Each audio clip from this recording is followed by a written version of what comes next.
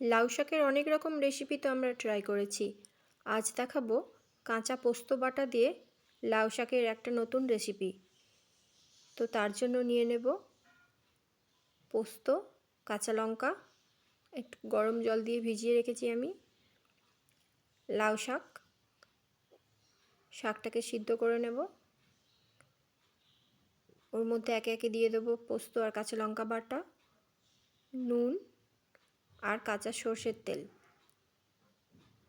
দিয়ে সেটাকে খুব ভালোভাবে হাত দিয়ে মেখে নেব।